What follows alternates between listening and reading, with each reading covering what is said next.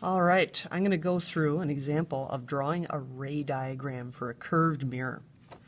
So the first ray that I like to draw is the one that travels parallel to the mirror's axis. Now, all of these rays are going to start from the top of the object and travel from the surface of the mirror. It's important to keep in mind that what these rays are showing is the path of the light as it travels from the object to the mirror in order to form your image.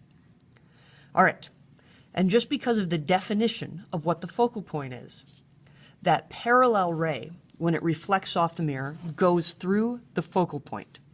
So it's going to bounce off and head down this way. And it's usually better to err on the side of making these reflected rays longer. All right, the next principal ray is one that goes through the focal point to the mirror. So I need to line up my ruler with the focal point and with whatever point on the image I'm drawing my rays from. Now, one thing I've been seeing a lot of is people drawing this ray through the focal point, which we do want our ruler to line up through there.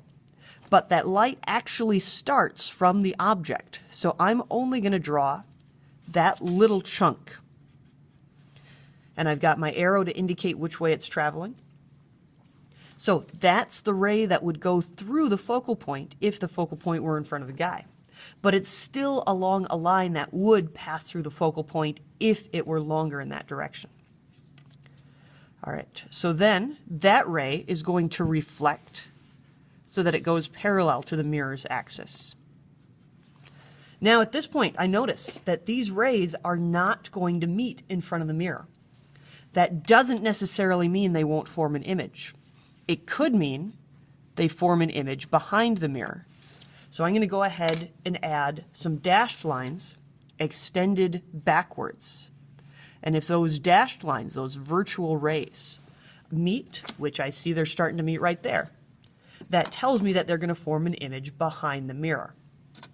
Just to be certain, I'm going to go ahead and add that third ray that goes through the center of curvature. So I line up my ruler with C and with the top of the guy's head. And that ray traveling towards the mirror is just going to go from his head to the mirror. And then this ray, since it essentially is hitting along the normal of that curved mirror, just reflects right back where it came from. So it reflects back through the center of curvature.